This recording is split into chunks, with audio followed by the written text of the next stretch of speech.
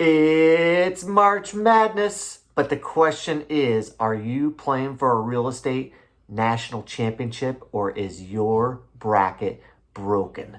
Will March Madness continue in Bellingham and Whatcom County? Let's find out. Today's March 30th, 2022, and this is your Whiteboard Wednesday.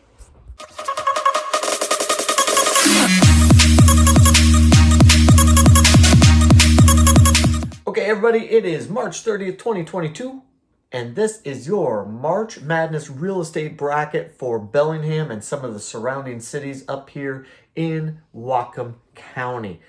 Let's see where we stack up. 2 weeks ago, actives, Whatcom County as a whole, 177. We're up ever so slightly to 181. Ever so slightly. Bellingham. We're going to call this the storm for the Squalicum storm. We are actually coming in once again 2 back-to-back weeks at 53 active listings. The Ferndale Golden Eagles. From 23 2 weeks ago, we are up there to 31 active listings. Blaine and Birch Bay, the Borderites, up right on the border. We are up to 27. And Linden comes in. The Linden Lions, exactly the same. These are active listings for Whatcom County. And okay, in our pending bracket, here's what we're looking at. Here are the numbers from 2 weeks ago. Whatcom County coming in at 295 pending listings. This week, 298, up 3 as a whole for the county. We're going to go with the C Home Mariners for our Bellingham representative. We were at 120 2 weeks ago. They came up. We're at 126 in Bellingham. The Golden Eagles. We're down 1 to 61.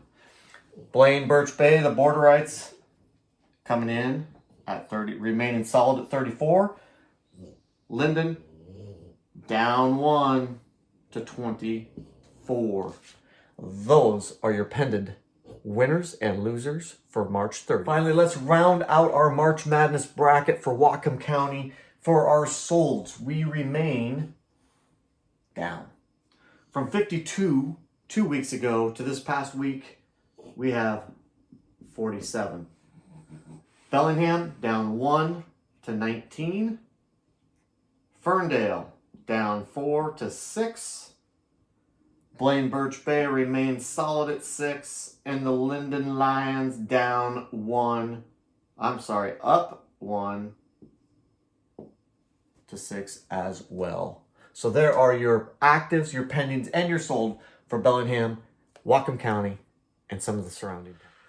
Okay, so let's take a look at some of the other March Madness happenings in the real estate world, and this is in the area of rates, mortgage rates. We've been talking a long time about how they can't stay as artificially low as they've been. It wasn't very long ago during early COVID that we were looking at rates sometimes below 3% for a 30-year conventional loan.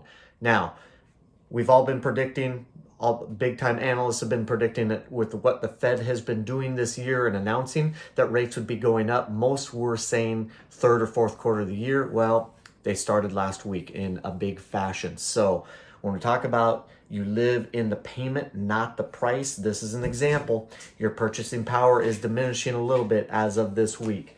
A 30-year conventional loan, on average right now, is nearing 5%. We're about 4.75%. That is a huge increase. And the thing is, the pace of the market is not slowing. Prices are not going down. We're still seeing appreciation. Now, here's what's interesting when it comes to the March Madness is your jumbo loans. Now, your jumbo loan is your higher end loans. In most areas in ours, $647,500. And of all things, this is backwards from what we typically see. You can still find them for 3.5%. So that might come into your strategy on looking at offers and what type of loan that you're seeking. Some of the lenders out there will also, for a very low cost, re-amortize that if you got a lump sum payment. So there's some strategies involved there that you might be thinking. Do you get the jumbo loan?